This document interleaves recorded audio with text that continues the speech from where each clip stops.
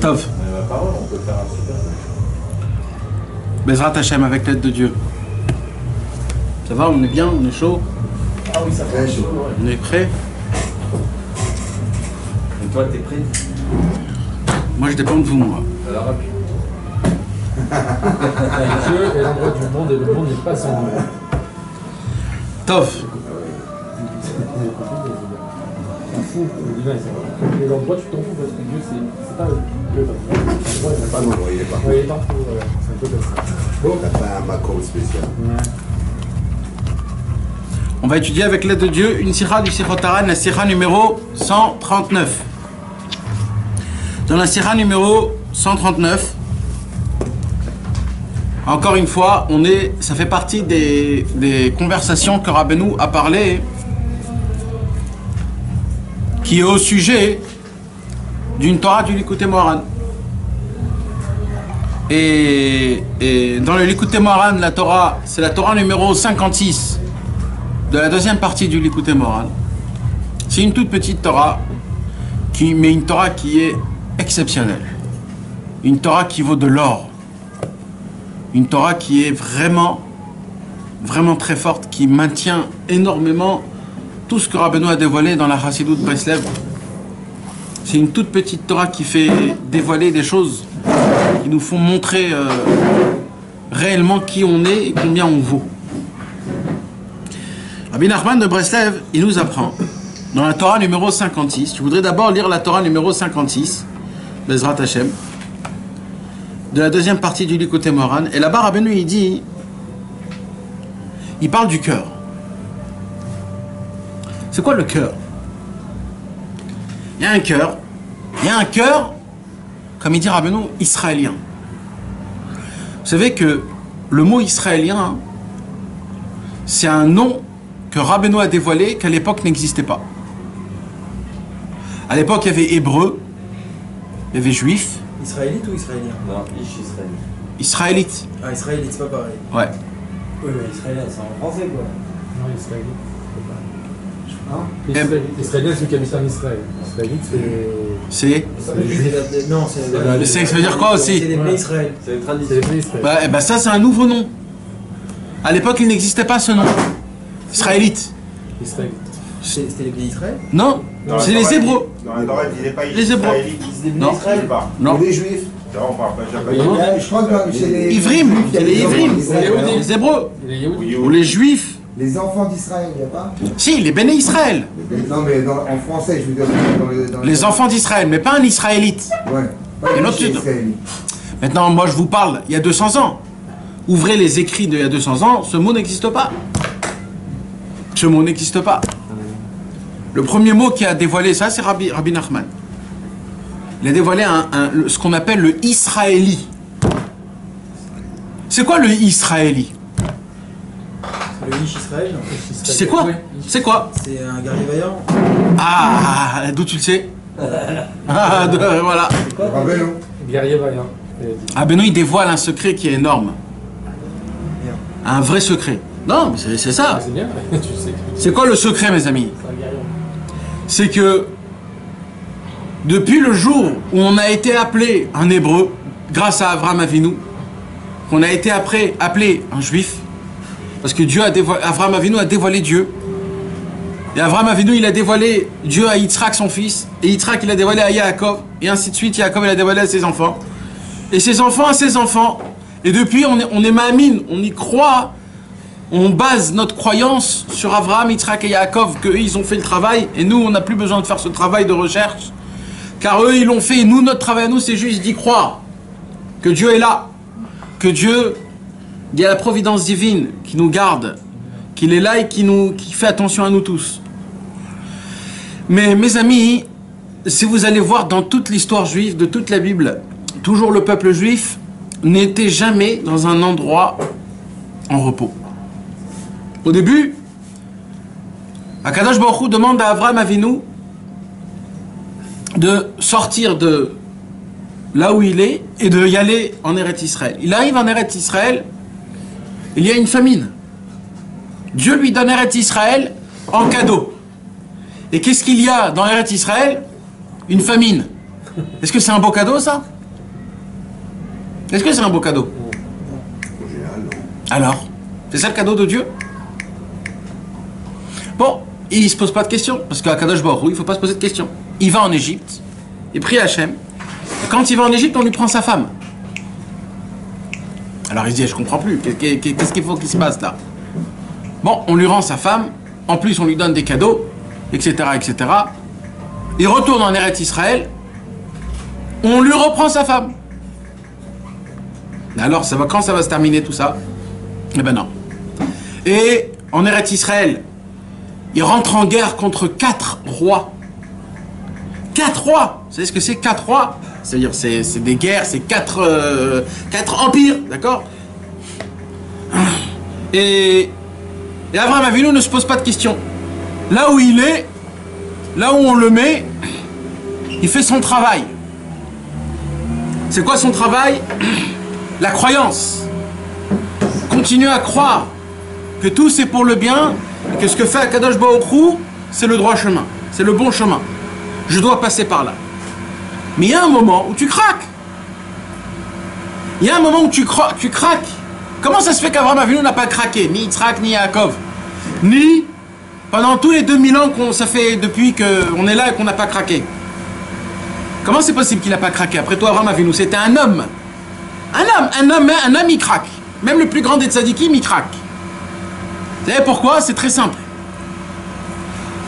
Parce qu'il a compris c'est quoi le travail. Quand tu comprends c'est quoi le travail, t'es même pas dans un problème. Tu craques quand tu veux être en vacances et que tes vacances ne fonctionnent pas, là tu craques. Mais quand de base, tu sais que tu dois venir dans un endroit et que tu dois travailler non-stop et que ça va être difficile, tu vas pas craquer puisque de base tu sais que c'est ça le travail. Abraham Avinu, il a compris que c'est quoi le travail en vérité? Ah ouais, il faut fermer là parce qu'on peut plus là.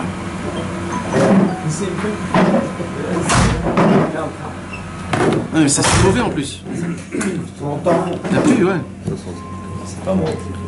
Et qu'est-ce qu'il a compris Abraham Avinu? Abraham Avinu, il a compris qu'un juif, il est là pour combattre. C'est ça un juif. C'est un guerrier vaillant. C'est ça un juif. Et c'est de là où est né le mot Ish Israéli. L'homme israélite. C'est quoi un Israélien? Un Israélien. Il lâche pas. C'est pas qu'il lâche pas. C'est un guerrier. C'est pas un guerrier. Tu vois un guerrier qui s'assoit comme ça et qui prend son café? Non. Un guerrier, il est toujours là, prêt à combattre. Il est toujours là, il est prêt. C'est ça on est né comme ça, mes amis. Depuis 8 jours, on commence notre vie à faire couler du sang. Depuis 8 jours. On est né, 8 jours plus tard, on fait couler du sang. Est-ce qu'il y a plus qu'un guerrier dans ça? Ouais, mais justement, mais cette bagarre, tu peux l'utiliser dans le bien comme tu peux l'utiliser dans le mal. Dans la direction d'Hachem comme dans autre chose. Ouais. Ok, mais c'est pas pour ça que...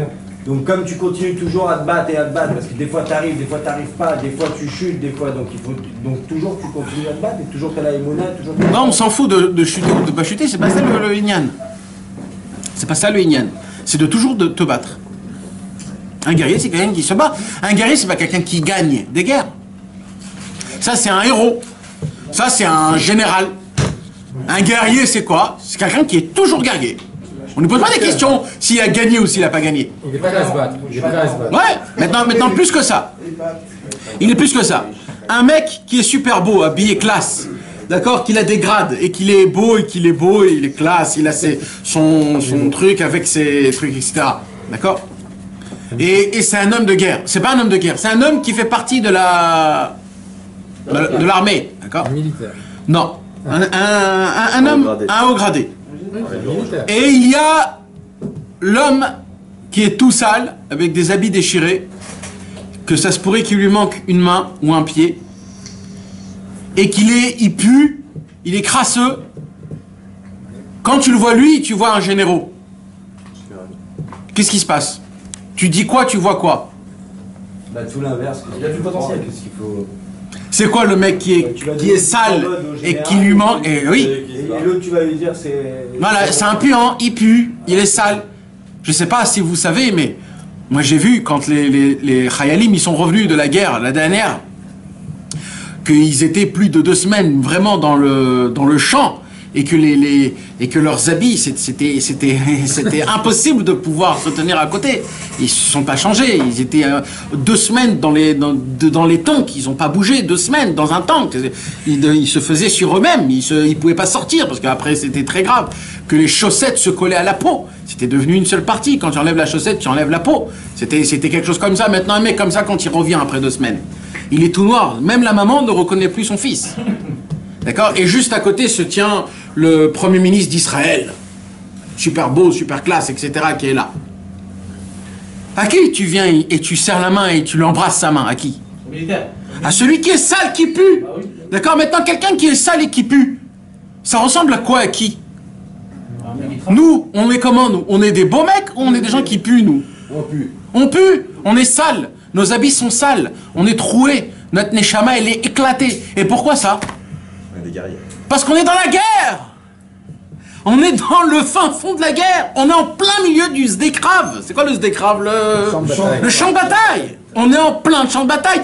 Là, nous, on vit. C'est beau ce que tu dis, c'est rassurant ce que tu dis. C'est beau. C'est la vérité. Attends, jusqu'à la fin. Ici. J'ai content. Attends jusqu'à la fin. Ça fait du bien. Maintenant, ce qui se passe, c'est quoi? Ce qui se passe, c'est quoi? C'est qu'un militaire, au moment où il se dit dans sa tête, je suis fatigué, je rentre à la maison, c'est là où, au moment où il baisse sa garde, il baisse son fusil et qu'il se retourne, et là, il peut se recevoir une balle et éclater. C'est-à-dire, il a bu tout faire, il a bu être dans l'armée, etc. Au moment où il met son dos derrière et qu'il le garde, il baisse sa garde, là, il se met en danger, il peut se prendre une balle, c'est fini. En fait, celui qui est de l'autre côté, comment ça s'appelle? L'ennemi, il attend qu'une seule chose. C'est quoi qu'il attend?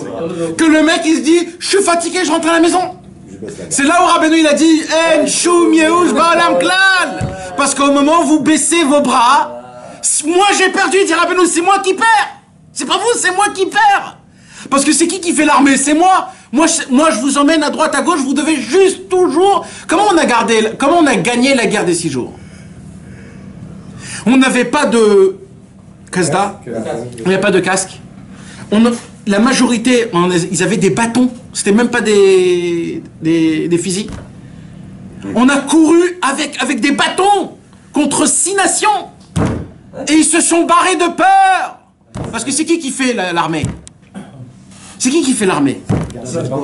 Hein? Alors, la guerre d'indépendance. L'indépendance aussi, mais aussi à celle de 6 jours. Il y avait plus. On était un peu mieux. Oui, on était un peu mieux, mais il y avait quand même des Nissim Néanoraïm. C'est que des Nissim. Alors. C'est qu'un S. Fadaï. Les vrais soldats. D'avoir qu'à arriver, il rentre avec une jeep dans un village, il prenait le village. C'est ce que je dis. Est-ce que c'est des choses normales, ça? Ils se barraient tous. Est-ce qu'on a déjà vu quelque chose comme ça? On n'a jamais vu. C'est qui fait l'armée? C'est qui fait la guerre? C'est pas nous qui faisons la guerre. C'est les tzadikim dans le ciel qui font la guerre. Maintenant, eux, ils ont besoin de nous, parce que c'est nous qu'on est ici dans ce monde. C'est pour ça qu'ils nous supplient, les tzadikim, surtout, restez avec la joie. C'est-à-dire quoi, rester avec la joie? Surtout, ne faites pas montrer à l'ennemi que vous avez peur. C'est ça quand il dit, mitzvah gdolat besimcha tamid, Rabbeinu, il te dit, gardez votre joie. Pourquoi garder la joie? Parce que si le Yetzer Hara, il se met au courant que tu es en atzvut, il dit, c'est là où je vais gagner, je vais tout gagner, il a peur de moi. Non, il faut que tu lui fasses montrer que j'ai pas peur de toi. Comment Rabbeinu, il a tué son Yetzer Hara à l'âge de 20 ans? À l'âge de 20 ans. Est-ce que vous avez déjà entendu, vous, un tzaddik, qui a déjà tué son Yetzer Hara à l'âge de 20 ans? Rabbeinu, il a dit, j'ai pris le Yetzer Hara, je lui ai fait la shrita du côté jusqu'à l'autre côté, il restait plus rien du Yetzer Hara. Plus rien, il dit, j'ai plus rien. À l'âge de 20 ans, Naki les gamrés, propre comme il n'y a pas. Comment Rabbeinu il a fait ça? Nous aussi, il lui a fait la shrita. Hein? Même pour nous, il lui a fait la shrita. Pourrait, peut-être. On verra. Il a dit. On verra. Je vais changer de nom. Ouais. Alors maintenant, mes amis, ce qui se passe, c'est quoi? C'est que, comment il a fait ça à l'âge de 20 ans? Il y avait plein de tzadikim à l'époque. Comment ça se fait que Rabbeinu lui-même, lui seul, il a pu réussir ce que des autres, ils n'ont pas réussi? C'est parce que Rabbi Nachman, il a osé de faire quelque chose que les autres n'ont pas osé. Ça s'appelle de la Hazout Dikdusha. C'est quoi la Hazout Dikdusha? C'est de l'effronterie sainte. Il dit, Rabbi Nachman de Breslev, vous voulez savoir où est la force, la Gvura? Comment on dit la Gvura? Non, pas la rigueur, la Gvura, C'est l'héroïsme. l'héroïsme. C'est un deuxième... D'où vient l'héroïsme? D'où vient la force, Suzanne? D'où ça vient? De la muscule? D'où vient? Du cerveau? Non! Rabbeinu, il dit d'un seul endroit. Le cœur. Ikar Gvura I Balev, il dit Rabbeinu. Ça veut dire quoi dans le cœur? Ça veut dire un monsieur nul, d'accord? Un enfant de 10 ans qui est tout petit, qui est maigre. Il vient et il est d'une détermination de vouloir se battre, même contre 10 personnes grand baraquet. Je te promets que les 10... Oui, mais moi je te parle même, parce qu'on pourrait dire, ouais, mais David. Mais même, rien que le fait est qu'ils le voient d'une détermination pareille, ils ont peur, et ils se battent. Exactement. Et pourquoi? Parce que t'as pas besoin d'être musclé, t'as pas besoin d'être un homme expert dans des combats ou dans des choses comme ça. Il suffit que d'une seule chose, d'être déterminé. Moi j'ai vu à l'armée des petits Thémaniques comme ça, ils étaient petits comme ça, c'était les plus grands soldats. Ouais. Ils avaient la force, Ouais. et on voit que ça sort pas des muscles. Nahon. Les grands balèzes et tout ça, et ben ils avaient du mal à tenir la Vadaï. route. Pourquoi? Parce que t'as un cœur, que dans ce cœur-là, c'est du feu qui brûle. Alors, la question que moi je veux me poser, c'est quoi ce cœur-là? C'est quoi? Rabbeinu, il dit que toute la Gvura est dans le cœur. Ça veut dire quoi? Ça veut dire que si j'ai une possibilité de pouvoir tuer mon Yetzerara, c'est que par mon cœur. Ni par mon cerveau, ni par mes actions, c'est que par mon cœur. Parce que Ikar Gvura, Balev. Rabbeinu, il nous a appris que l'héroïsme, il vient d'où? Du cœur. Donc la seule possibilité de pouvoir tuer le Yetzerara, c'est que dans le cœur. Parce que vous savez, mes amis, il n'y a pas écrit dans la Torah qu'il faut tuer le Yetzerara. Il y a écrit dans la Torah qu'il faut combattre le Yetzerara. Il ne faut pas le tuer. Rabbeinu, c'est le premier au monde qui l'a dit je l'ai tué. Comment? Parce que lui, il a eu de l'héroïsme. Ça veut dire, il a fait plus que ce qu'on lui demande. C'est de l'héroïsme. Rabbeinu, il avait un cœur tellement grand, tellement fort, tellement puissant, tellement rempli qu'il a fait au-dessus de ce qu'on lui a demandé. Donc, Rabbeinu nous apprend que la clé pour laquelle on a la possibilité de tout pouvoir anéantir et de conquérir, c'est que dans le cœur.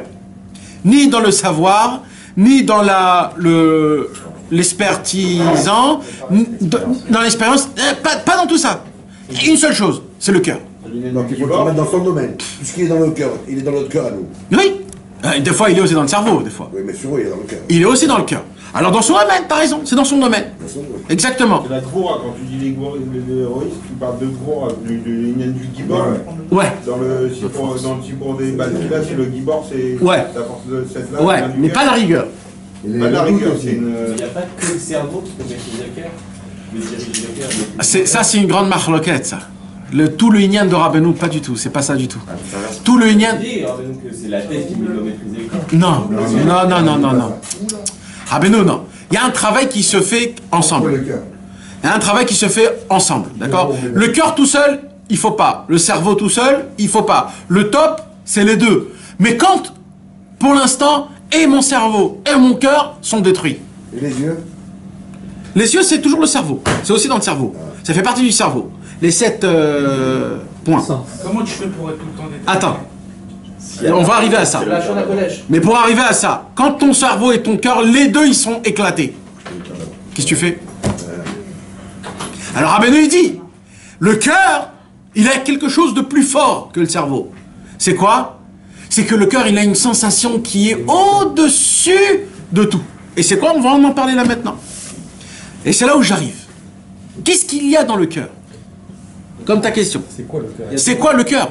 Le fil, c'est quoi le cœur? C'est un muscle. Quelle est la différence entre le cœur? Quelle est la différence entre le corps et le cerveau? Non, comment toi tu le ressens? Comment nous on le... Comment nous on le voit? Le cœur, c'est la vitalité. Le cerveau, c'est un analysateur. C'est-à-dire, un homme, il peut mourir du cerveau, mais pas du cœur. Tu peux pas mourir où le cœur, il s'arrête et il est en mort... vous voyez de quoi je parle? Et un homme, il peut mourir de son cerveau, mais le cœur, il bat encore. Comment ça s'appelle? Un coma. C'est le cerveau, il arrête, il est mort. Donc, tu peux vivre sans le cerveau. Le cœur, impossible. Dès que le cœur s'arrête, fini. Sauf si, bien sûr, on parle d'un cas de triatome intime, d'accord? Mais le cœur, c'est... Pourquoi? Parce que c'est mamache. Tout. Maintenant, c'est quoi, le cœur? On parle pas du muscle quand on dit... Vadaï. On parle de la vitalité qu'il y a dans le cœur. On a parlé des poches, les 3 poches qu'il y a. Tu te rappelles, on avait parlé des 3 poches? Les 3 portes, exactement. Le cœur purifie le corps. Aussi. Par rapport au sang, le côté gauche, le côté droit, sur les trucs. Exact, tu vois, très fort. Bon, quand on prend une décision, on va dire c'est le cœur qui doit... Alors, parle du cœur, c'est... Alors non. Ouais, justement, pas tout le temps. Alors non. Mais c'est quel deux... Quand tu prends une décision, le sentiment de la décision, c'est le cœur. Celui qui prend la décision, c'est le cerveau. Mais celui qui a emmené le cerveau tout seul, jamais il aurait pu une décision. Jamais. C'est le cœur qui t'emmène à prendre une décision. Toujours. Comment tu le diriges, le cœur? Il y a une réflexion du cœur. Oui. Oui. Moi, je sais comment tu le diriges, Nathan. Oui. Le cœur, il est neutre. Il est neutre. Toi, tu l'emmènes, tu peux le servir avec tes passions. Mais tu t'imagines, si ces mêmes sensations en passion, tu le mets dans le côté du bon, c'est exceptionnel. C'est juste neutre. Toi, tu dois le mettre là où il faut. Tu comprends? La parole. Ouais. Comment tu vas réfléchir Ouais. avec Parce ton que cœur? Rabbi Nachman, il s'est analysé par rapport à ça dans le Likoté à la Chot, il me semble, pas Rabbi Nathan, par rapport au couteau du Sakin. Ouais. Le cœur, d'accord, il doit être comme le couteau de l'âme d'un homme, il doit être pareil que le couteau d'un chochet. Ouais. Et s'il a dit, enfin j'ai entendu ça, que par rapport à la Shana Kodesh, les bonnes paroles qui sortent, tout le mauvais côté, tout le mauvais sang qui sort du cœur, il passe du côté gauche au côté droit, qui directement, ça fait... Exact. Ça se fait par les paroles. Parce que les paroles, ils font sortir cette chose-là. Les filotes. Tout, des prières que tu pries de toi-même, de tes paroles à toi, etc. Par la bouche, tu fais le shalom entre la tête et le cœur. Oui, mais c'est très... c'est la fin de la chose, ça. Mais le cœur... C'est pas le commencement de la chose. Tu comprends? Ça, c'est vers la fin. Et comment tu commences à réfléchir avec ton cœur? Alors voilà, on arrive là. C'est ça, c'est quoi exactement? Pas toujours, parce que si ton cœur il est sale, tu peux pas le détecter. C'est ça notre problème. Si on serait des personnes propres, oui, on pourrait savoir. J'ai cru comprendre, mais je n'étais pas vraiment sûr d'avoir bien compris, qu'en fait, il y a un médamé dans le cœur et un médamé dans la tête, et qu'il faille que le médamé du cœur, il envoie une idée à la tête, que la tête, elle le mette en pratique, et quand ça revient, le résultat de cette pratique, ça devient un médamé mévorard pour le cœur. Ouais, c'est très compliqué. Je sais pas. Tu t'es compris? Moi j'ai entendu Moi, ça. je me suis compris. Non, j'ai compris ce qu'il a dit. J'ai compris. J'ai entendu autre chose. Ça dépend parce qu'au départ on est avec une écharpe, d'accord? Et quand on fait des bêtises comme ça, Dieu nous change dans les chambres. C'est bien forti. C'est quand la midote. Dans Ça le cœur, dépend, c'est toutes les midotes du on monde descend du dans le niveau. cœur, mon frère. On descend du niveau. Et c'est ça, c'est cette Shneshama qui nous pousse du côté vers le fond. J'ai entendu ce tour-là. Il y a de ça aussi. Ça c'est sûr. Nathan, c'est vrai que le royaume d'Hachem, c'est la parole? C'est la bouche? Ouais. Adonai Sefatai Tiftar. Sefatai Tiftar ou Fiagiti la terra. La Malchut, ça s'appelle le royaume d'Hachem, c'est la bouche. Bon, mes amis, écoutez ce que je vais vous dire ce soir, Bezrat Hachem. Attends, mais il faut bien expliquer. Non. les détails. Et ce que je vais vous dire ce soir, Je crois qu'on peut rouvrir. c'est compliqué, mais c'est très beau. Parce qu'on va parler de la réalité du commencement de tous les commencements. Pourtant, c'est très court. Et tu t'imagines même pas combien c'est compliqué. Parce que comme je vous ai expliqué, tout Breslev, c'est le cœur. Et là, c'est le cœur. Et on a fait déjà plusieurs cours, 3 ou 4, 5 cours, sur c'est quoi le cœur, cœurifier le cœur. Ça aussi, c'est un mot que Rabbeinu a inventé dans le grammaire. Cœurifier. Bémet. Les labèves et talèves. De rendre le cœur encore plus cœur. Ça, c'est un chidouche de Rabbeinu qui n'existe nulle part. C'est mamache un vrai ignan. Mais bon, écoutez mes amis ce qu'on va parler, Bezrat Hashem. J'ai entendu un beau chidouche, Navel. Il dit que de Méboulbal, tu dois faire Mélavlev. Ouais. Au début de la création du monde, Akadosh Baruch Hu voulait créer le monde, mais le monde n'avait pas de place. Il n'y avait pas de place pour créer le monde. Pourquoi? Parce que Dieu remplissait partout. Il n'y avait pas un endroit où Dieu n'était pas. Donc Dieu, il remplissait partout, donc il n'y avait pas de place pour créer le monde. Alors qu'est-ce qu'il a fait à Kadosh Baruch Hu? Parce que Dieu, il était infini. Infini, infini, infini, infini, infini, infini, infini. Partout, partout, partout, partout, partout, partout. Il remplissait tout. L'endroit lui-même, c'était lui. C'est des choses qu'on ne peut même pas comprendre. Ensof, infini. Akadosh Baruch Hu était infini. Mais Akadosh Baruch Hu, il veut créer le monde, il veut créer le peuple juif. Il veut créer toute cette chose-là. Alors qu'est-ce qu'il a fait Hachem? Il s'est rétracté. C'est quoi? C'est-à-dire quoi? Il s'est rétracté? C'est pas qu'il s'est enlevé, il s'est caché. Il est devenu, on va dire, transparent, on va dire. Et comme ça, il a laissé, on va dire, un espace vide, vacant, où dans cet espace vacant, là-bas, il a créé tous les mondes. D'accord? Tous les mondes. Il a amené les chameaux qui est le premier. Tout. Non, les planètes, c'est le plus bas des plus bas. Je te parle de tous les mondes spirituels. Les anges, les séraphins, la chaise de Dieu. Il a laissé tout ça. Ça veut dire que là tout ce vide là comme ça. Ouais. Il n'est pas là alors. Non, tu t'imagines même pas de quoi je parle. Je répète encore une fois. D'accord? On va perdre du temps. Je répète encore une fois. Le monde, je t'explique. Non. Je t'explique. Le monde était rempli de Dieu, ok? Donc Dieu, il s'est rétracté, d'accord? Ça veut dire il s'est caché. D'un côté, il s'est enlevé, mais on ne peut pas dire que Dieu, il s'enlève. C'est impossible. Donc il s'est...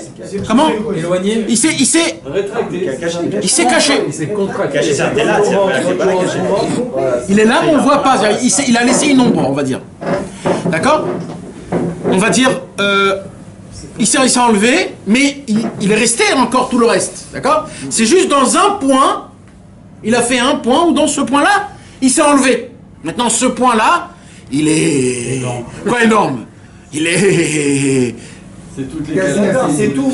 C'est tout. Maintenant, dans ce point-là, il a mis encore un tout petit point. Que ce tout petit point, c'est tout ce qu'il y a dans le monde.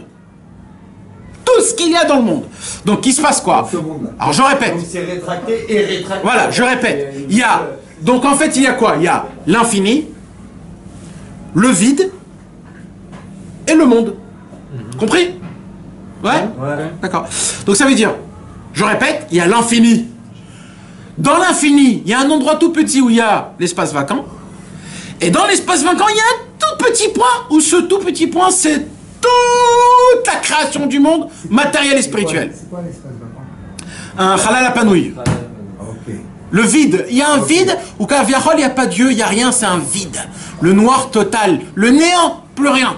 En vérité, il dira, ben nous, ça n'existe pas qu'il y a un vide néant. Toujours, il est là, mais on ne le voit pas, ça veut dire. Mais ça s'appelle une rétraction, il s'est rétracté là-bas, d'accord? Et la lumière, elle est encore plus haute là-bas. Et là-bas, non, là-bas, il n'y a rien. Là-bas, il n'y a rien. C'est des choses très, très, très loin. Ce que tu veux dire, c'est que Dieu, c'est la lumière. Si tu veux. C'est une façon de décrire Dieu. Et qu'aujourd'hui, on voit moins cette lumière. On ne voit pas cette lumière. On la voit pas à la création là. Ok, pourquoi on la voit pas? Parce qu'on a rajouté des couches. Non, parce que c'est Dieu qui s'est rétracté pour créer le monde. Il s'est retiré pour créer, pour donner place à ce monde. Maintenant, mon travail à moi, c'est d'amener Dieu dans ce monde-ci. Donc faire passer la lumière. Faire passer la lumière de l'infini à ce monde-ci. Moi, je suis un certain tuyau où à chaque fois que je prie Hachem, je fais un trou dans l'ozone. Et l'ozone, il s'ouvre. Et le truc du soleil, ça arrive. Et là, Hachem, il dit, ah, je suis roi dans ce monde-ci, qu'est-ce que c'est beau. Ça veut dire que Hachem, il a fait un vide pour que qu'on le ramène dans le vide, qu'il lui l'a fait. Exactement. Exactement. Tout le travail, c'est ça, la mlich et Hachem, de régner, de glorifier Dieu, c'est que ça, de le rendre roi dans ce monde-ci. Dans ce monde-ci, le dollar, l'euro, c'est ça le Dieu. Moi, je vais faire montrer que sans le dollar, sans l'euro, j'ai pas d'argent. Je vais faire montrer à Hachem que c'est toi le patron, sans le dollar. Et là, j'ai fait glorifier Akadosh Baruch Hu. Alors maintenant, comment ça se passe? Il dit Rabbi Nachman dans la Torah 49, Rabbi Nachman, il explique énormément ce point-là. Et ce point-là, c'est un point exceptionnel, énorme. Mais Rabbeinu, avec sa grandeur, il a fait rentrer des choses comme personne au monde peut nous faire rentrer. Rabbeinu, il a dit, tout ce qu'il y a dans le monde, il y a dans le corps humain. Tout. Alors il dit Rabbeinu, où Hachem a mis dans le corps humain l'infini. Le contractement, c'est le cerveau. Il a contracté et il a créé le monde. Le monde, c'est quoi? C'est le cerveau. C'est pour ça que tu vois que dans le monde, tu as la possibilité, le cerveau, il te fait faire bouger tout. C'est quoi le cerveau? C'est un roi, il y a des règles, tu bouges, tu vas, tu dors. C'est le cerveau. Il voit, il regarde. C'est comme dans le monde. Il a créé un monde. Les arbres, etc. Tout, c'est le cerveau. Mais où il a mis l'infini, Hachem, dans le corps humain? Dans le corps humain, il doit avoir aussi l'infini. Dit Rabbeinu, l'infini est dans le cœur. L'infini de Elokut, de la divinité, il est dans le cœur. Et il dit Rabbi Nachman, et je vais vous le prouver même physiquement. C'est quoi, comment je vais prouver physiquement? Quand je regarde, quand je dis à toi Nissim, elle fait combien cette table? Tu vas me dire à peu près 2,50 m. Non, 3,30 m. Comment t'as fait ça, Shmuel? Parce que tu connais ce que c'est 1 mètre, tu sais ce que c'est 2 mètres, tu sais que plus ou moins c'est quoi une table, t'as vu la table, t'as fait ta 3 mètres 3. Ton cerveau, il a fait ce qu'il a fait. Maintenant, si je te dis, regarde les étoiles. Combien Non. Combien la distance? Ton cerveau, il s'arrête là. Pourquoi? Parce qu'il sait pas. Mais il y a un sentiment de pouvoir, savoir. Capter. Ouais. C'est qui capte? C'est le cœur. Le cœur, il est infini. Il est infini, le cœur. Il a la possibilité, le cœur, de voir une étoile et de dire, si ce monde-ci, il fait 24 000 mètres carrés, et que de ça, la Lune, c'est à peu près comme ça, et que de la Lune au Soleil, c'est comme ça, et que le Soleil, il est 36 fois plus grand que le monde, et que tout ce truc, le cerveau, ça, il sait pas le faire, parce que le cerveau, non, le cerveau, il est juste calculateur, il connaît rien d'autre. Quand il y a quelque chose que tu peux pas calculer... Ah, donc tu crois que le sentiment, il vient du cœur? C'est pas que je crois, c'est ça. C'est qu'est-ce qui se passe? C'est qui te donne la compréhension, exactement, le feeling, le ressenti de combien c'est loin et jusqu'à où ça va, etc., etc. Regarde, quand tu vois je vais donner un super beau exemple. Quand tu vois un avion en haut, petit, qui roule petit, qui vole doucement, comment ça se fait? Parce qu'il est loin. Oui, c'est ce qu'on t'a dit et que tu sais que t'as répété. T'as répété ce qu'on t'a dit en fait. Tu n'as pas réfléchi. Je le perçois que selon eux. Toi, normalement, tu dois te dire non, il doit aller très vite. Pourquoi il va pas vite? C'est parce qu'il est loin, parce que c'est ce qu'on nous a dit et qu'on répète. C'est parce que c'est le cerveau qui te fait cette chose-là. Mais le cœur, lui, il ne comprend pas ça, toujours. Parce que pour le cœur, il doit avancer tout le temps. C'est le cerveau qui calcule que comme il est loin, tu le vois petit, et qu'à cause de ça, tu le vois qui va pas très vite. C'est qu'il avance, quoi. Oui, mais c'est des choses, c'est de comprendre. Le cœur, il arrive à percevoir des choses que le cerveau ne peut pas percevoir. Pourquoi? Parce que le cœur, il est infini. Il n'a pas de barrière. Mais après, avec une femme, tu peux pas aimer avec une femme avec la tête, réfléchir pourquoi tu l'aimes. Exactement. L'amour, elle vient du cœur. Tout ce qui est immatériel, intuition, tout ce qui est une femme. Tu peux pas aimer une femme, Bémet. Tu peux pas aimer une femme parce qu'une femme, elle est tout l'inverse de toi.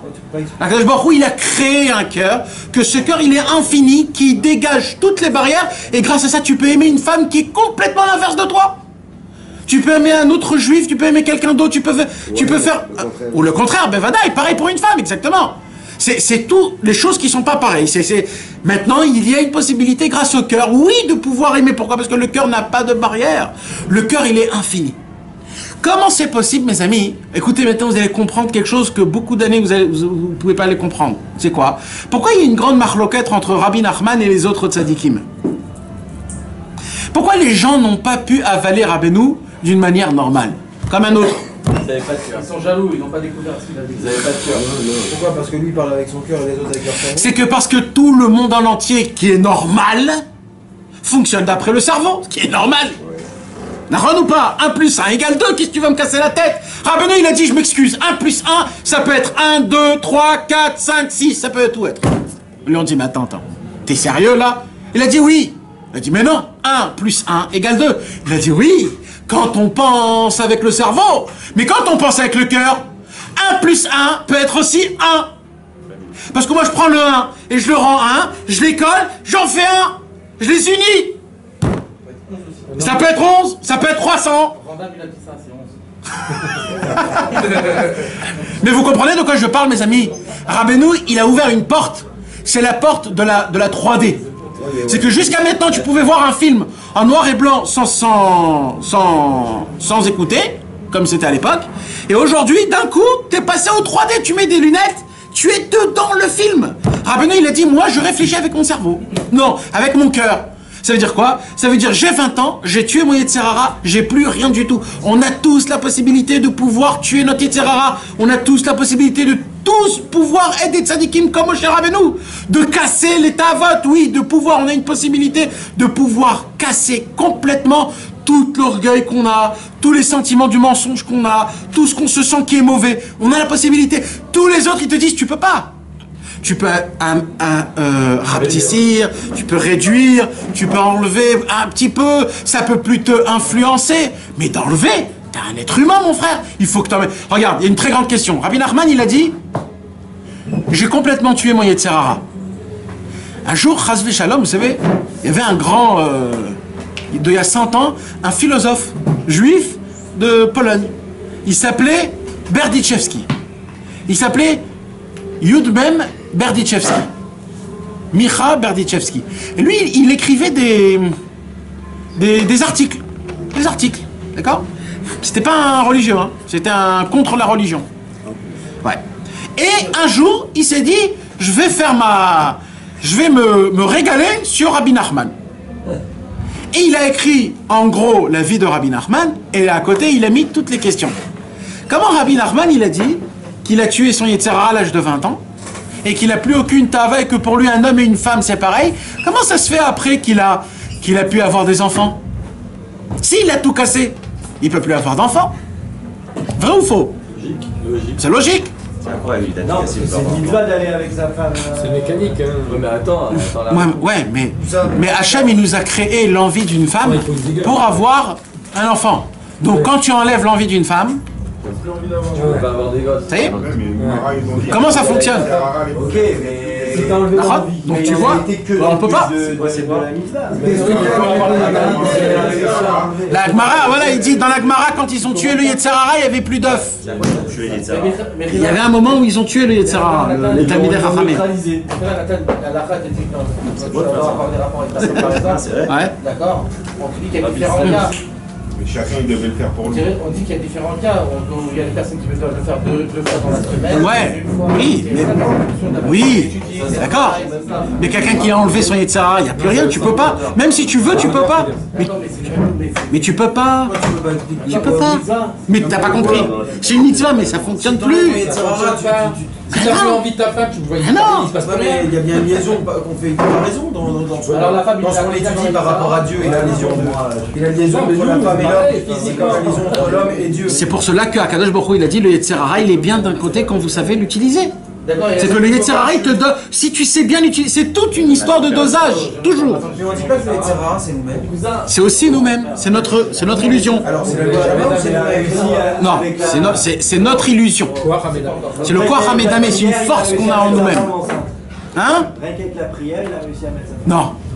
Alors Israël a tué son Yetzer Hara. Ouais, mais un peu plus tard. Israël un peu plus tard. Mais la femme, comment il a fait pour la redénoncer? Vous êtes plus petit coup d'Akla, Elle a une envie, la femme. Tu comprends pas, Mike?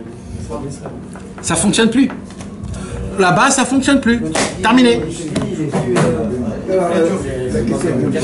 Attends. C'est un fait. Ça, c'est la question que lui, il a posée, le monsieur. Alors, il y a eu des Chassidei Breslev que quand ils ont lu ça, ils se sont aussi régalés. Pour répondre à toutes les questions horribles qu'il a posées comme question. Et une des questions qu'il a posées, donc c'était ça. Et une des réponses, vous savez, c'était quoi? C'est exceptionnel, c'est ce que on a étudié. Ils lui ont dit comme ça: cher monsieur Berdichevski, puisque toi, tu regardes Rabbi Nachman au niveau cerveau, tu as raison tout à fait. Mais il y a un problème que tu as tout raté l'histoire. C'est que Breslev, c'est Koulolev. C'est que du cœur. Et que toute la sagesse de Rabbeinu et tout le fonctionnement de Rabbi Nachman se faisait dans le cœur. Comme dans le cœur, il y a l'infini, il pouvait tuer le Yetzer Hara aujourd'hui et demain faire utiliser comme il a envie, de la façon, sans que ça passe par le Yetzer Hara. Parce que ça vient du cœur directement, c'est infini. Il n'y a pas de règle. Il n'y a aucune règle. Chez Rabbi Nachman, dans la spiritualité, il n'y a pas de règle. Ça veut dire quoi? Dans la normalité, quand je faute, je dois faire beaucoup teshuva. Je dois avoir beaucoup la tête baissée, je ne dois pas parler aux gens, je ne dois pas rigoler, parce que je suis un Baal Tshuva. Vous savez, mes amis, c'est écrit comme ça. Un Baal Tshuva, il doit jamais élever ça, il doit toujours être habillé, toujours la tête baissée. On ne doit jamais l'écouter, on ne doit jamais l'entendre. C'est un Baal Tshuva, le monsieur. Ah ben non, il vient, il dit. Devant la tête, mes amis, devant la tête. Pas juste devant la tête, chantez, dansez. Soyez joyeux. Vous êtes des juifs. Chantez, dansez. Il a cassé l'école. Rabbeinu a cassé. Pourquoi il a cassé? Pas parce qu'il a cassé. Parce que maintenant on fonctionne d'après le cœur, pas d'après le cerveau. D'après le cerveau, oui, tu seras obligé de rester comme ça. C'est un nouveau chemin complètement. La seule chose qui fait marcher le cœur et les sangs, c'est le sang. C'est le sang. Alors? Donc tout est dans le sang. Ouais. Mais le sang, s'il n'y a pas le cœur, oui. Le sang, il est horrible, il est pas bon. Parce qu'il faut le nettoyer. C'est qui nettoie le sang? Le cœur. Donc c'est toujours le cœur qui reste le roi de tout. Et c'est lui qui le fait faire bouger, qui le pompe. Et le rôle de la Neshama, qu'est-ce qu'elle fait? La Neshama, c'est une autre histoire, d'accord? C'est notre histoire. La Neshama, elle est partout. Elle est dans le cerveau, dans le cœur et dans les reins. Ça veut dire quoi l'Yetzer? En hébreu, en français. Yetzer, le mauvais. Non, le Yetzer, c'est le penchant, exactement. Alors on dit Yetzer Hatov et Yetzer Hara. Ouais, le bon penchant et le mauvais penchant. C'est deux parties qu'il y a dans le corps et dans le cerveau. C'est une allusion. Il appelle ça le tsaya. C'est une autre histoire encore. Alors maintenant, mes amis, qu'est-ce qui se passe? Puisque dans le cœur physiquement, il est infini. Rabbi Nachman de Breslev, il a dit, vous vous imaginez si maintenant je vous emmène tous dans un chemin du cœur, un chemin qu'encore personne a ouvert cette porte. Ça sera l'infini, ça veut dire, dans le livre où il y a écrit qu'un homme qui a fauté dans le Brit, il n'y a pas de teshuva. Si j'arrive à percer cette porte et l'ouvrir, il y a la teshuva même pour un homme comme ça. Un jour, hier, ce monsieur, il a fait la chose la plus pire. Demain, il peut devenir le tzaddik le plus grand. Pourquoi? Parce qu'on est dans un chemin où, pour tout le monde, c'est possible l'extrême. Pour tout le monde. Et Rabbeinu, quand il est arrivé à Breslev, il a pris le kidouche. Il a fait le kidouche. Et quand il a fait le kidouche, le verre du kidouche, il est tombé, il s'est renversé. Rabbi Nachman dit, ne croyez pas. Rien ne se fait pour rien. Le fait est que le verre du kidouche, il s'est renversé en plein milieu du kidouche. C'est là où aujourd'hui on a ouvert la porte du cœur. Et aujourd'hui on va s'appeler des chassidés Breslev, Bassar, Lev. Et c'est là où tout a commencé. Alors maintenant... C'est quoi l'histoire du kidouche? 2 secondes, je suis là. C'est quelque chose qu'on comprend pas. J'arrivais trop tard, mais c'est quoi? Il s'est passé quoi? Ah ben nous, quand il est rentré dans la ville de Breslev, il n'habitait pas encore dans la ville de Breslev. Alors on a fait chaque Shabbat matin, on fait un kidouche. Alors le Shabbat matin, ils ont dit, comme il y a un homme qui est important, Rabbi Nachman, qui est venu dans notre ville, on va lui faire le kavod de faire le kidouche. Donc c'est quelque chose d'important. Alors il vient, il met le verre. Quand il prend le verre il tombe et tout le vin il se renverse. C'est quelque chose de spécial ça aussi. Alors Rabbeinu dit, ne vous inquiétez pas. Le fait est que le verre il est tombé et que le vin il s'est renversé, c'est pas pour rien. En fait ce qui s'est passé c'est que là maintenant tout de suite, en rentrant dans la ville Breslev, là j'ai défoncé la porte du cœur. La porte du cœur aujourd'hui on l'a ouvert. Et dès aujourd'hui, on va s'appeler tous des Chassidés. On va tous rentrer, nous, nos femmes, nos enfants, notre bétail et tout ce qu'on a ensemble. On va découvrir un nouveau chemin, un chemin qui n'a jamais existé, un chemin pareil. C'est le chemin de tout pouvoir. Tout est possible pour tout le monde, pour tout le temps. Un homme ne peut pas dire je ne peux pas, j'arrive pas, c'est pas possible. Ça n'existe pas ces choses-là. C'est l'infini. Le cœur il est infini. La teshuva elle est infinie. Tu peux pour tout le monde, pour tout le monde. C'est ça la grandeur. Maintenant, c'est quoi le Inyan? Un jour, quelqu'un est venu chez Rabbi Nachman. Un jour, quelqu'un est venu chez Rabbi Nachman et il a dit, ah, j'ai oublié de, je vous dis. Alors maintenant, pour répondre, c'est là où il vient, il dit Rabbi Nachman, Ish Israéli. C'est quoi un Israéli? Un Israéli, c'est un homme qui fonctionne par son cœur et pas par son cerveau. Parce que un homme, tout homme, en vérité, tous les guerriers, les chayalim, comme on dit, tous les soldats dans un combat de bataille, où vous avez vu dans l'armée israélienne ou dans les autres armées qui vous apprennent, alors, quand vous êtes comme ça, vous levez, vous tirez. Et s'il y a un monsieur qui est là-bas, d'abord vous tirez à droite, après vous tirez. Ça n'existe pas un truc pareil. On t'apprend qu'une seule chose, on t'apprend à tirer et on t'apprend à être sored, comme on dit. Non, les srod. Survivre. On t'apprend à survivre. C'est ça ce qu'on t'apprend. Mais nulle part on t'apprend, ça n'existe pas un cahier où on t'apprend à faire l'armée. C'est quoi? C'est ton cœur. Quand tu es dans un décrave, dans un chemin de combat, dans un champ de combat, et qu'il y a des balles qui tirent de tous les côtés, et que tu sais que chaque instant tu peux mourir, t'as pas peur de la mort. Comment tu ne peux avoir pas peur de la mort? Parce qu'il y a ton cœur il est infini. Tu peux pas tuer le cœur de quelqu'un. Le cœur, il est intuable. Le cœur, c'est la seule chose qui va vivre jusqu'à la fin de tous les temps de chacun. C'est que le cœur, il arrête de pomper, mais la puissance qu'il y a dans le cœur, il reste tout le temps. Tout le temps, tout le temps. Tu peux pas tuer le cœur. C'est le cœur, c'est ça notre Neshama, c'est ça le juif, c'est ça un Israélien. Ish Israéli, c'est un combattant. C'est quoi un combattant? Il n'a pas de livre, il n'a pas de livre d'instruction. On le met dans l'armée, dans la guerre, dans le champ de camp, dans le... Oh là, j'arrive pas avec les mots là. Dans le champ de bataille, et dans le champ de bataille, il doit être le patron du monde. Maintenant, c'est pas grave de se tromper, parce que ça fait partie, parce que tu peux pas te tromper. Ce que tu fais, c'est bien dans un champ de bataille. Ce que tu fais, c'est bien. Juste fais attention à toi. Regarde à droite, à gauche, regarde derrière toi, sois toujours en garde. Et toujours ton pistolet dans tes mains. Ne le rate jamais ton pistolet dans tes mains. C'est ce qui... Regardez que tout ce que Rabbeinu te dit, c'est ça. C'est que dans ce monde-ci, tu es dans un champ de bataille. Ne baisse jamais ta garde. C'est pour ça qu'il n'y a pas le truc de Hénin de copier le rave, de mettre le chapeau. Exact. Il y a ça. Non, il y a des habits de toute façon, mais... Oui, mais il y a ce Hénin-là de ressembler au rave. Très, c'est énorme. Rabbi Nathan, il écrit dans l'Ikuta Halachot qu'il y a le Bgadim du Tzadik. Tout le Inyan de la Ktonet Passim, des habits que Yosef Hatzadik il a reçus, c'était pour ressembler à Yaakov. Il explique tout un Inyan énorme, que tout ça c'était ça. Mais il y a. Exactement. Maintenant, ce qui se passe, c'est que toutes les règles que nous on a connues jusqu'à aujourd'hui, qu'un Baal Tchouva il peut pas devenir un tzaddik, et qu'un homme comme ça il peut pas réparer ses fautes, et qu'un mec en France qui est sans peur, il peut. Non mon frère, tout est possible. C'est pour ça que je vous ai dit, il faut se laisser aller avec notre pensée et avec notre volonté dans la spiritualité. Ne pas nous-mêmes se mettre des barrières, de se voir des grands tzadikim, de se voir s'habiller comme des tzadikim comme à l'époque, de se voir faire des choses qu'on n'a jamais fait.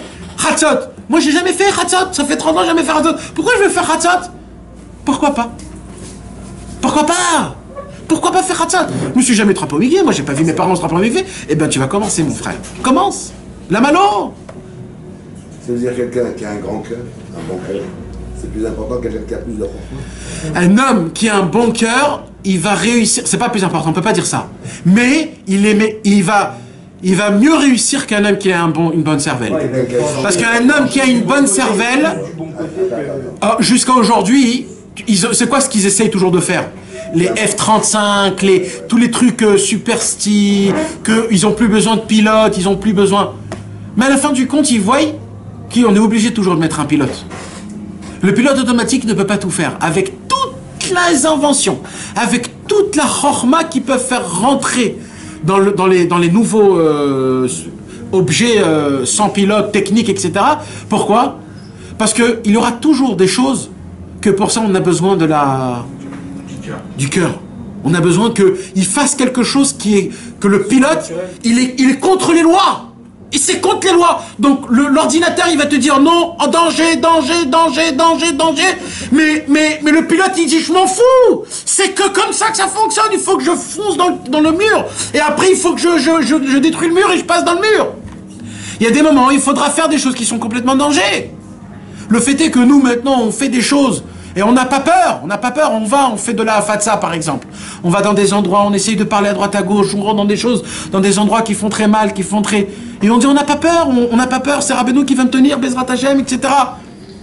Quand on fait des choses, on se dit oh là là, mais c'est très chaud là ce que je suis en train de faire. Je vais aller dans la forêt, parler avec Hachem, tout seul, pendant 1 heure. Mais j'ai peur de devenir fou. Eh bien mon frère, n'aie pas peur, il n'y a plus de règles, il n'y a plus rien. Dans la spiritualité, bien sûr. Dans la spiritualité, enlève. Pour monter, il n'y a plus... À l'époque, il y avait des cheminements pour monter. Des escaliers, des portes à prendre. Aujourd'hui, il n'y a plus rien. Tu prends, il y a un Congo, c'est un marteau-piqueur, ça s'appelle le Likouté de Filote, et tu troues tous les trucs, tu les troues, et tu montes tout droit. Tu le montes tout droit, c'est le Likouté de Filote, il te casse tout. Il n'y a plus de cheminement, il n'y a plus de règles. C'est le cœur. Le cœur, tu viens, tu cries. David Ameller, quelque part, lui, il se croyait quelqu'un qu'il était foutu. C'était un mamzer, il était né, il croyait que c'était un mamzer. On lui a toujours dit, tu ressembles pas à personne, t'es un nul, etc., etc. Et à la fin du compte, c'était le roi du monde. C'était le cœur, David Ameller. Pourquoi? Parce que David Ameller, il a fait tout l'inverse de la normalité. Aujourd'hui, si tu veux suivre la normalité, eh ben les gars, on est vraiment, vraiment très, très loin. Hein. Alors là, je peux vous dire, on n'est pas sorti de l'auberge. Mais alors vraiment, là, vraiment, vraiment, on n'est pas sorti de l'auberge. Parce qu'il faut faire tes chouvas sur tous les problèmes, il faut s'habiller meilleur et...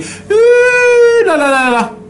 Par contre, s'il y a Rabbeinu Akadosh qui vient et qui nous dit ne vous inquiétez pas, dès maintenant vous êtes comme si vous êtes tout neuf, tout nouveau. Aujourd'hui vous êtes né, aujourd'hui vous compensez comme si de rien n'avait. Et là tu commences de là. Là c'est un nouveau monde. C'est un nouveau monde complètement. Et c'est là où il vient, Rabbeinu, il dit c'est ça un Ish Israéli. Parce que si Avraham Avinu, il serait arrivé en Eretz Israël et il aurait vu la famine, s'il aurait fonctionné d'après le cerveau, il aurait dit oulala, c'est quoi ce cadeau là? C'est ça le cadeau que Dieu il me donne? De la famine, après on prend ma femme, après on me... C'est quoi tout ça là? Mais Avraham Avinu, il a dit moi je fonctionne dans mon cœur. C'est quoi le cœur? Ava mekalkelet et ashura, l'amour, quand il y a de l'amour, on s'en fout du reste, même s'il y a des petites querelles, même s'il y a des petits problèmes, on s'en fout, on jette de tous les côtés. C'est ça le mot Israël. C'est quoi le mot Israël? Kisarita Imel. Quand Yaakov Avinu il a été appelé Israël? Quand il a combattu contre un ange. Maintenant, vous comprenez qu'un homme combat contre un ange. Vous comprenez? Et c'est qui gagne? C'est l'ange. Et c'est qui se prosterne? C'est l'ange devant Yaakov. Ça, c'est le monde à l'envers, ça. C'est le monde à l'envers. Parce que l'ange, il a dit, c'est qui a gagné en vérité? C'est Yaakov. Pourquoi? Parce que Yaakov, il a reçu un coup dans la hanche. Donc quand quelqu'un il a un coup dans la hanche, il tombe où? Par terre. D'accord? Yaakov, lui, il a dit, moi je vais me relever. Mais sur un seul pied. Parce qu'un juif, il est jamais par terre. Quand il a vu ça, l'ange, il a dit, tu vas t'appeler Israël. C'est toi le patron du monde en entier. Ça veut pas dire prince de Dieu? C'est ça, non. Sarita Elohim, c'est aussi prince de Dieu, mais c'est aussi t'as combattu contre Dieu. C'est-à-dire tu vas contre un Dieu, c'est-à-dire quand tu vas même contre les règles normales. Yaakov Avinu, il aurait dû être par terre en train d'avoir mal. Il s'est tenu debout, parce qu'un juif, il est jamais par terre. Jamais on baisse les bras. Quand l'ange, il a vu ça, il a dit, même ça, je peux pas, moi. Donc c'est toi le patron de tous les patrons. Aujourd'hui, tous les bénis Israël vont être appelés sur ton nom, Israël. Et de là, il vient, il dit, Rabbeinu, Ish Israéli. C'est quoi un Ish Israéli? Un guerrier. C'est quoi un guerrier, un combattant? C'est un homme qui combat. Vous savez, mes amis, j'ai fait attention, ça il n'y a pas longtemps, mais dans le conte, vous savez, il y a 2 termes dans les livres de Rabbi Nachman. Dans le monde, on parle d'un gibor. C'est quoi un gibor? Un héros. D'accord? Écoutez bien, mes amis, comment c'est énorme. Je ne sais pas si vous le savez. Peut-être vous le savez, pour vous, c'est rien du tout. Mais pour moi, c'était une explosion. Un gibor, c'est un héros. C'est quoi un héros? Quand je te dis un héros, c'est quoi qu'il y a dans votre tête? Un Superman. Un Superman, d'accord? C'est ça un héros? C'est un Superman, un guerrier. Mais c'est-à-dire quoi? C'est quoi que tu vois? C'est un mec qui a fait des guerres, tu vois un mec comme ça, d'accord? C'est un homme fort, un surhumain, il a dépassé la force de la nature. Il gagne. Il a dépassé l'humain. C'est ça qui est 8 ans, qui est monté sur un saut de 10 mètres pour plonger. Il a un gros, il s'avance de la piscine, il regarde, il va en arrière, il s'avance de la piscine, il regarde, il va en arrière, à la fin il saute. Il m'a épaté. T'es un guerrier, bon. Alors, vous savez, c'est quoi un gibor? Rabbi Nathan, il dit comme ça. Vous allez voir que dans le conte du Baal Tfila, là-bas, on ne parle pas d'un homme chazak, on parle d'un gibor. Comme ça, il dit Rabbi Nathan. On ne parle pas d'un chazak, pas d'un gibor. C'est quoi un chazak? Un fort. Un fort. Il y a une différence énorme entre un fort et un héros. Rabbeinu, il dit, c'est quoi la différence? Un mec qui est fort, il est fort. Il est musclé. Il rentre dans un ring, il défonce tout le monde. Ah, voilà, il est fort, le mec, il est là, il est fort. Il gagne, il est fort, le mec. Mais Rabbeinu, il dit, moi, c'est pas un mec fort que je veux. C'est un gibor. C'est quoi un gibor? C'est quelqu'un qui rate tous les jours sa guerre, mais tous les matins, il est là, prêt à rentrer encore une fois dans le combat. Même s'il faut que je perds. Ça, c'est un héros. C'est pas gagner, c'est au-dessus de la normalité du cerveau. Parce qu'un mec qui a raté sa guerre 2-3 fois, il dit, écoute, c'est pas fait pour moi, je suis pas fort. Mais oui, mais j'ai pas besoin de fort. Il dit, Rabbeinu, je veux un gibor. Un gibor, c'est ça, Ikar Gvura Ibalev. Moi, j'ai besoin d'un mec que... Voilà, hein, un têtu. Alors, dans le Bikamo, on dit l'homme fort, c'est celui qui arrive à maîtriser. À maîtriser, et The Gibor, à Kovesh et Titro. Pas l'homme fort, c'est qui le héros? C'est qui le héros? Celui qui arrive à combattre les Tzerara. Pas le fort là-bas écrit, c'est pas le fort qui va gagner. C'est l'héros. T'as dit le héros, c'est celui qui essaye. Exact, qui rate tous les jours. Mais qui rate, oui. Il tombe, mais tous les matins, il se présente avec les habits. Qui réussit tout le temps. Non, jamais il réussit presque. Mais jamais. Mais c'est quoi un khayal? Un khayal, c'est quelqu'un qui pue, c'est quelqu'un qui lui manque des mains, qu'il est ouvert tout son cerveau. Ashrenou, pas Ashreli, Ashrenou. Mes amis. Pourquoi je dis ça? Parce que des fois, mes amis, tout ça, ce cours, c'était une introduction pour arriver à là. Maintenant, vous allez comprendre ces 3 lignes du Sirot Haran. Écoute-moi, mon frère. Le cœur, c'est ça la beauté. Rabbeinu toujours il dit comme ça. Si le cœur, il serait quelque part, et que toi, tu devrais le chercher, ce cœur, t'as raison, ta question, t'as raison. Mais quand tu es né, Dieu, il t'a mis le cœur chez toi. Donc le cœur, il est en toi. Tu l'as déjà acquis. Le cœur, il est en toi, mon frère. Il faut juste le cœurifier. C'est ça, le cœurifier. C'est-à-dire de te préparer mentalement. J'ai pas peur. Je rentre dans la guerre. Même si j'ai peur, je rentre. Faut pas avoir peur. C'est tout. Le cœur, tu l'as déjà en toi. Il est là, le cœur. Mais il fonctionne, mon frère. C'est ce que je t'expliquais dans des autres choses. Dans le travail, t'as pas peur. Tu fais des choses, tu appelles. Quand t'as fait ton premier téléphone, t'as appelé. T'avais quand même peur. Mais t'as dit, allez, je m'en fous, j'y vais. D'où ça vient, ça? Ton cœur. Ton cerveau, il dit, écoute, t'as 35 ans, laisse tomber, t'as jamais fait ça, n'y même pas.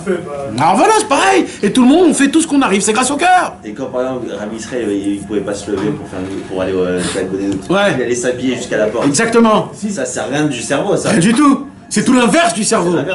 Et lui, il a tout fait, et à la fin, il dit, je peux pas. Pourquoi? Parce que j'ai fait ce que j'ai pu. C'est le cœur de faire des choses qui sont pas logiques. Qui sont contre les lois. Contre la loi, qui sont pas logiques. Ça veut dire... Comme il a dansé pour casser les jugements. Exactement. C'est tout. Et vous allez voir que tout ce que Rabbeinu nous demande, c'est des choses qui sont pas normales. C'est des choses qui sont pas normales. Faire des trucs pas normaux, c'est aussi toujours bien. Non, il faut savoir distinguer. Non, je parle... Non, t'as raison.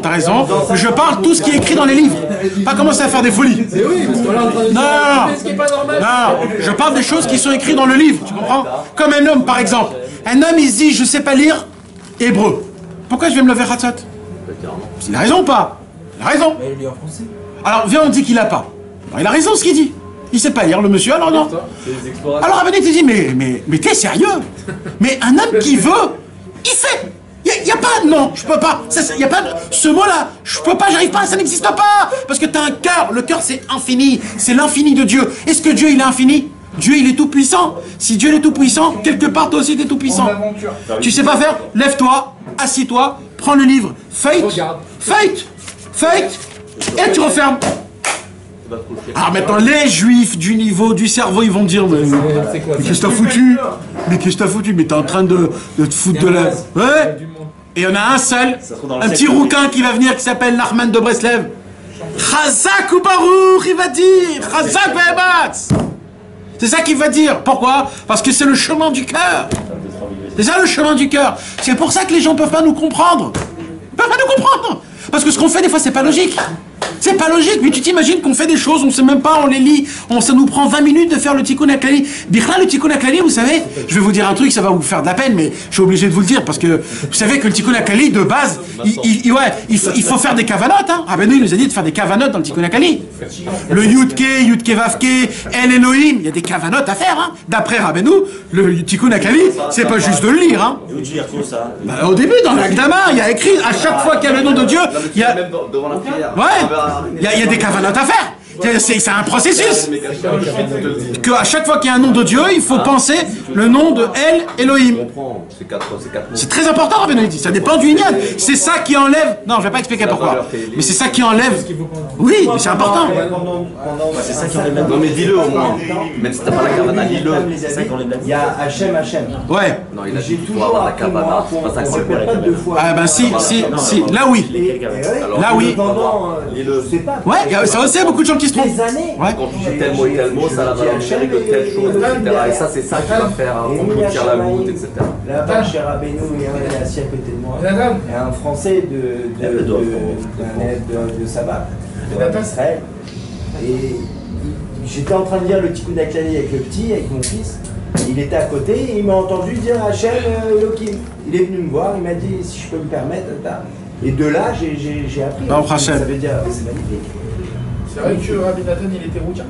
Rabbi Nachman, quand il était jeune, il était rouquin. Il était comme le roi David. C'était un petit rouquin. Après, il était blond. Il était pas petit, hein. Non, pardon, un grand, un bel gros, ouais. Un blond aux yeux bleus, le top. Je rigole. Mais qui sont mes amis? Ouais. Aussi, comme t'as dit. Hein? Pas pousser qu'une paire. Ouais. Il y a pas un truc que j'avais entendu, je crois, pour atteindre ou pour avoir le cœur, si on ne l'a pas. Ouais. Je crois qu'il fallait que tu fasses peur à quelqu'un et qu'il y a un truc qui fait que. Tu cries. Ouais, tu cries ou un truc comme ça. On lui enlève la peur. Ça revient sur le cœur. Casser quelque chose. Ah oui, on avait étudié ça, ouais. Ah oui, c'est dans la fin de la Torah 5 qu'on a étudié.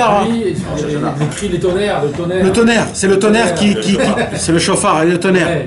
Tous le cri. Qu'est-ce qui fait le cri? Il éveille le cœur. Le cri, ouh là là, c'est une Torah très compliquée. Il transperce les couches du cerveau et il fait faire descendre la pluie au cœur et le cœur, il commence à battre. C'est quelque chose de très compliqué, mais le cri, en la fin du compte, c'est le cri, il dit Rabbeinu, ça fait élever le cœur. Il y a une autre chose qui fait élever le cœur dans Sipurei Maasot, il dit Rabbeinu, il dit Rabbi Nachman comme ça. Vous allez voir que tout peut changer grâce à la parole. Ça veut dire, je peux venir chez toi, je peux dire, mon frère, tu peux me donner s'il te plaît 100 €? Là, tu vas me dire, non, excuse-moi, j'ai pas. Bon. Maintenant, je peux venir tout de suite après chez toi, et je dis, tu sais, mon frère, il s'est passé ça, et j'ai eu ça, et comme ça, et ça, et comme ça. Je commence à beaucoup parler, rentrer dans ton cœur. Même si t'as pas, tu vas me donner les 100 €.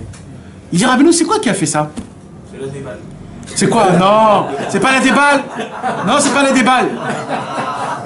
C'est pas la déballe. C'est les paroles du cœur qui sont rentrées dans ton cœur. C'est ton cœur qui m'a donné, c'est pas ta poche et pas ton cerveau. Parce que dans ton cerveau, t'as pas d'argent. La déballe, si le mec il a pas d'argent, il fait pas. C'est comme ça que ça fonctionne.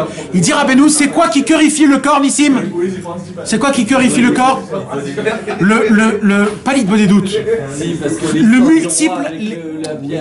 Le multiple des paroles. Ribouille à Dibourim. Plus tu parles, plus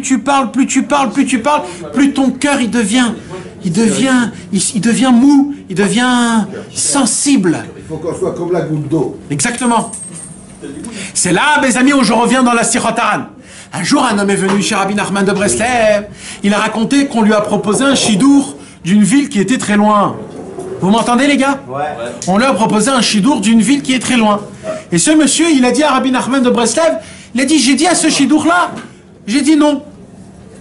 Rabbi Nachman, il a dit, pourquoi tu lui as dit non à ce chidour-là? Il a dit, parce qu'elle habite loin. Et je ne pourrais pas servir Dieu loin. Je vais être loin de vous, je vais être loin de ce que j'ai connu, je vais être loin de... Et là, Rabbeinu, il s'est levé. Il a dit, celui qui a un cœur, l'endroit ne compte plus. Parce que Dieu, il a un endroit là où il est. Il est partout. Donc, le cœur, c'est l'infini. Donc, tu peux pas me dire Dieu, il est là et Dieu, il est pas là. Donc, un homme qui a un cœur, il peut servir Dieu partout. Il peut servir Dieu dans les toilettes. Il peut servir Dieu quand il mange. Il peut servir Dieu quand il est avec ses copains. Il peut servir Dieu quand il marche dehors. Il peut servir Dieu quand il rote. C'est ça la grandeur. Parce qu'il y a des gens qui croient qu'on peut servir Dieu que dans la synagogue. Dans la synagogue, il rentre, il met sa kippa, il connaît toute la rote, il dit à tout le monde chute, toi tais-toi, il connaît la rote, et dès qu'il sort, il a la kippa, ça devient un mec, ça devient un naze. Qu'est-ce qui t'arrive? Non mon frère, il faut être un juif partout. Je vais pas rentrer dans ça, mais il y a une Torah, la Torah numéro 34. Anekuda Hashayach Lelibi Baetazot. Le point, de trouver le point qui m'appartient à ce moment-là même. Il dit Rabbi Nachman un truc exceptionnel. Ça aussi, regardez, ça aussi c'est une Torah qui t'enlève le temps, mamage, c'est de la folie. Il dit comme ça, chacun de nous tous, on a un point. C'est quoi ce point? C'est le point là où je me sens avec Hachem, le plus proche, le plus pieux, le plus saint, tout nu devant Hachem, tout comme Dieu, je suis tam, je suis simple, je suis vraiment le vrai moi, je me sens proche de Dieu. Mais ce point-là, c'est qu'il est des fois caché. Et des fois, il ressort à Kippour, comme ça, d'un coup, il enlève toutes les couches. Salut! Et d'un coup, à Yom Kippour, tu te sens... Oh là là, bien! Ou alors, et tout de suite, après quelques minutes, il rentre dedans. C'est quand on fait quelque chose, ça Oui, oui. Des fois, ce point-là, il sort à Purim, quand tu bois, et tu commences à être sous, tu commences à te rapprocher de Dieu, d'un coup, le point, il sort, il dit « Salut, je suis là, et là, oh là là, c'est quoi ce point ?» Et comme ça, de temps en temps, il y a des fois que ce point-là, c'est une fois dans la vie. Des fois, c'est une fois dans la vie. Maintenant, il dit, Rabbi Nachman, comment je voudrais pouvoir essayer de trouver, vivre ce point-là qui ressort à Kippour, tout le temps. Alors, il dit, Rabbi Nachman, le monde dit, c'est très dur, mais c'est possible. Rabbeinu, il dit, moi je dis c'est impossible. Ah oui. Rabbeinu, il dit quoi? C'est-à-dire quoi c'est impossible? Il dit bien sûr que c'est impossible. Parce que ce point, il appartient à Yom Kippour. Il dit, Rabbi Nachman, il y a blid. Tu veux utiliser un point de Yom Kippour quand tu es en train de manger, mais tu peux pas servir Hachem quand tu es à Yom Kippour, quand tu es en train de manger assis devant ta femme.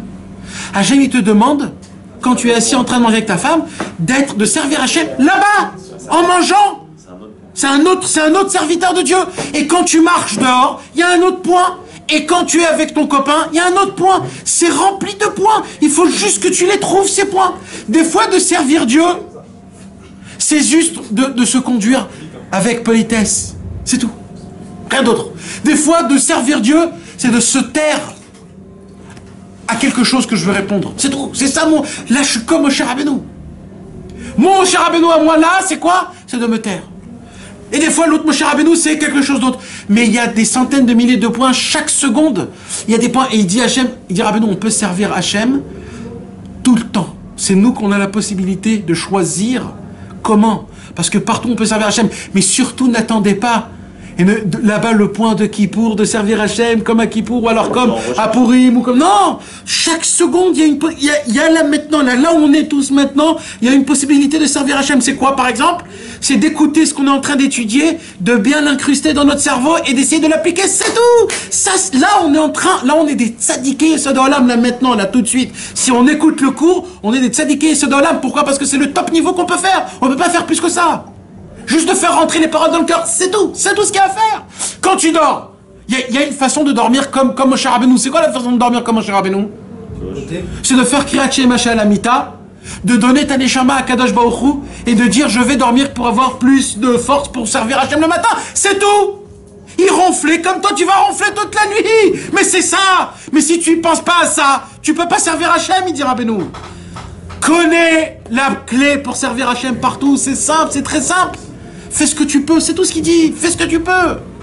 Et c'est ça qu'il dit. Un homme qui a du cœur, il a la clé de comment servir Hachem partout. C'est pas tu dis, ouais, je suis pas dans l'ambiance, j'habite à Kiryat HaSharon, il n'y a pas de truc, je peux pas servir Hachem, il n'y a pas ça. Mais arrêtez vos bobards, les gars. Arrêtez, quand vous avez besoin de quelque chose, vous êtes prêt à prendre votre voiture et voyager jusqu'à que vous avez le truc. Alors, Rabbeinu, il dit celui qui a du cœur, ça n'existe pas, il peut servir Hachem partout, partout. Tu peux faire une bonne doutes partout, tu peux te tremper au mikvé, tu peux... Il n'y a pas, je peux pas, il n'y a pas. C'est ça qu'il lui a dit. Qu'est-ce qu'il veut lire la Sira du Sirataran 138?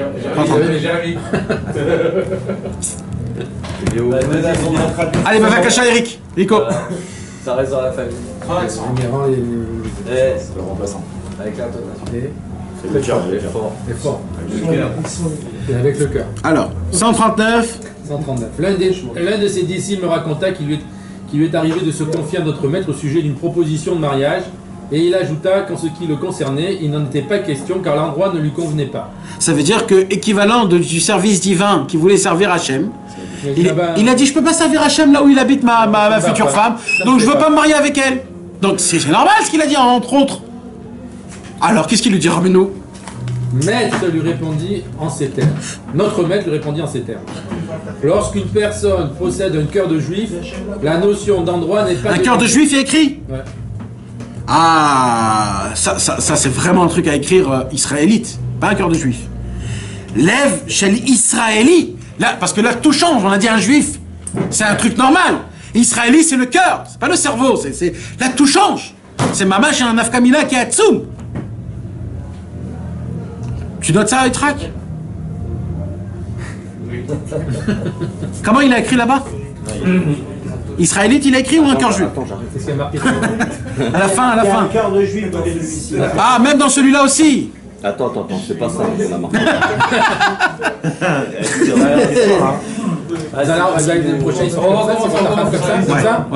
L'un de ses fidèles me raconta qu'une fois, il raconta à notre maître de mémoire bénie qu'on lui avait parlé d'un certain Shidour.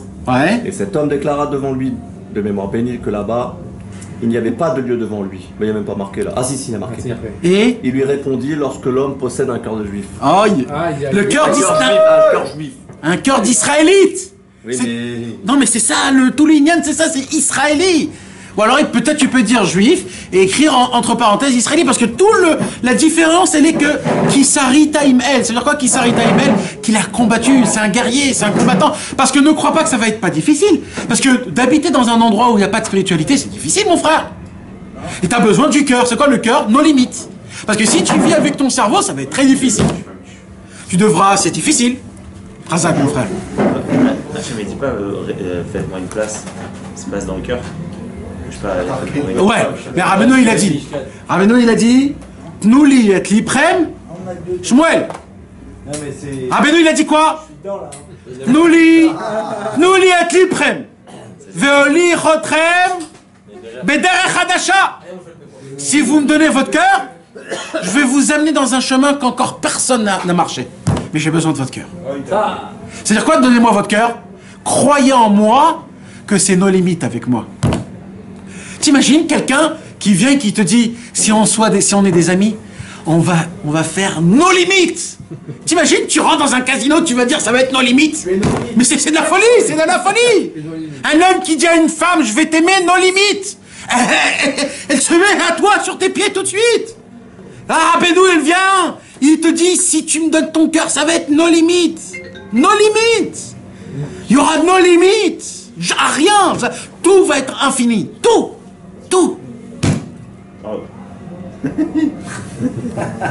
Je reprends. Alors, lorsqu'une personne, lorsqu'une personne a un cœur d'israélite, la notion d'endroit n'est pas de mise, car le divin est dans le cœur, et Dieu est l'endroit du monde, et le monde n'est pas son endroit. Où c'est marqué ça? Quoi? Ça. C'est pas marqué ça. Ça? En hébreu. Lorsqu'une personne possède un cœur d'israélite, la notion d'endroit n'est pas de mise. Attends. Oui, c'est écrit. La notion de droit n'est pas... Chez En importance pour lui. Il n'appartient à aucun lieu. Aucun lieu, ok. Car le divin est dans le cœur. Ah, il a rajouté. Et roulé? Non. En effet. Attends, la dame lève chez l'israélite, elle charrette encore, verroulé, ouais, verroulé. Etc. Et après, il y a écrit qui lève car le cœur. Bien marqué. Car le cœur est. Désigne la divinité, verroulé. Verroulé. etc., etc. Pourquoi là-bas il a continué? Il a dit il a développé. Non, parce qu'il a marqué voir l'enseignement 56 de l'Idée Moharan. Ah, ça aussi c'est écrit, ça aussi c'est écrit. Il a marqué comme ça, car le divin est dans le cœur, et Dieu est l'endroit du monde, et l'endroit du monde. Et le monde n'est pas son endroit. Ils ont éclairé quoi. Parce que dans la Torah. Ah non. Ouais. Parce que nous on dit que Dieu est... Parce que c'est qui est l'endroit de qui? C'est Dieu qui est l'endroit du monde ou c'est le monde qui est l'endroit de Dieu? Ah non, non. C'est qui? Dieu qui est l'endroit du monde. Le monde. C'est Dieu. Dieu est l'endroit du monde. Dieu est l'endroit du monde. C'est dans Dieu qu'il y a le monde. C'est pas que Dieu il est dans le monde. C'est l'inverse. C'est l'inverse. Le monde est dans Dieu. Exactement. Dieu, le monde, il est dans Dieu. Donc voilà. Mais oui, Dieu il enveloppe le monde. Donc si Dieu, dans Dieu il y a le monde, imagine-toi dans le cœur, qu'est-ce qu'il y a? Puisque le cœur c'est l'infini, c'est ça Dieu. C'est là-bas le Dieu. Donc il y a tout dans le cœur. Donc ça n'existe pas qu'il n'y a pas de place. Il y a place partout. Et ça c'est la Torah numéro 56 de la deuxième partie du Likutei Moharan. Et la Sira numéro 139. Qu'est-ce qu'on apprend ce soir, mes amis? C'est qu'il y a de l'oxygène, c'est toujours ensemble. Qu'un homme, le cœur, Breslev, le Bassar-Lev, tout est dans le cœur. Dans le cœur, c'est nos limites. Dans le cœur, c'est pas ce que j'acquis, c'est le chemin. Comment développer maintenant le cœur? Avec la parole. La parole rend sensible le cœur. Toujours. Et avec le jeu de la parole aussi. Hein? C'est en jeûnant, en faisant le jeu de la parole aussi. Le jeûne de la parole? Non, non. Et quand je fais vidéo de Varim, tu calmes un peu les... En jeûnant. Excuse-moi. En jeûnant. Purifier son cœur, déjà à la base, on doit faire ce truc-là. Non, on doit jeûner. Quand tu fais vidéo de Varim, Nathan, tu casses pas un peu le cœur ou là? Ouais. Non, je sais pas. C'est honte. C'est quoi en foi? Quand on fait vidéo de Varim, tu tapes un peu comme ça sur le cœur. Les paroles, ils ont la possibilité de rendre sensible le cœur. Chaque parole, il dit Rabbi Nachman dans une peau des doutes. Chaque élèvement au ciel, Hachem. Prends mon cœur, rends mon cœur un vrai cœur. Cœurifie mon cœur. Tu sais combien de fois il y a écrit Cœurifie mon cœur dans l'écouter de Philote? Cœurifie mon cœur.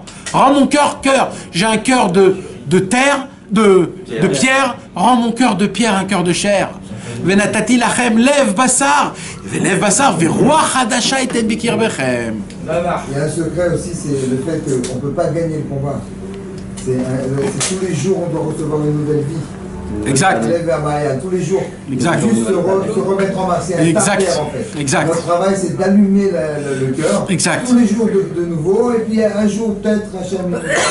Imaginez-vous, vous avez une voiture que vous savez qu'elle ne fonctionne pas, comme il dit, et tous les matins, il descend dans sa voiture et il fait. Et tous les matins, il se dit peut-être elle va un jour se lever. Ça, c'est un Breslever. Ça, c'est un Breslever. C'est jamais perdu. Exact. Bien sûr. Quelqu'un peut le tuer. Bien sûr. On peut l'agrandir. Bien sûr. Vous pouvez demander au père de Ezra, mes amis, Ezra qui habite à côté de chez vous, que lui un jour, sa voiture, il a écrit un livre, son père, Ronald Ibrahim, sur la parole. Ah, je l'ai. Ouais. Ouais, ça se peut. Un jour, il s'est arrêté en plein. Lui, il a toute sa vie, il a parlé avec toute sa vie, il a pris la parole de Rabbeinu de parler aux membres. Il a pris ça de Rabbeinu, lui. Aux membres, mamash. Jusqu'à qu'on rentre. Et lui, il a pris ça et toute sa vie, il parlait ça. Il a fait de ça un livre en entier. Et il dit pas que aux membres, dans le monde, tu parles, tu crées. Un jour, sa voiture à Paris, elle s'arrête en plein milieu. Ça fait un balagan, la fumée, le truc, etc. Il sort comme ça de la voiture, il ouvre le capot, il voit le feu, le truc. Il dit bon, écoute, on va continuer encore un peu plus, je sais pas comment, mais tu vas... Et on va dégager parce que là, on peut pas s'arrêter en plein milieu. Il a fermé le capot, il a fait... Ça fonctionnait pas. Encore, il a dit, je t'ai dit de faire, je t'ai dit. Et il a fait, ça a marché. Il s'est garé, il pouvait plus après la bouger. Vous pouvez lui demander. La parole, elle crée tout, mes amis. C'est la puissance de la... Elle a créé Dieu avec les paroles. Eh oui. Tout, c'est le cœur. De ne pas se mettre des barrières. On a la possibilité de tout, Bezrat Hashem. Mais approfondis un peu, vas-y. Non, le Nekuda, cher, les travails d'Azot. Je peux pas rentrer dans ça. C'est de la bombe, ça. Je peux pas rentrer dans ça. Bezrat Hashem. Ce que tu as dit pour le. Tu connais la qualité en fait, c'est quand même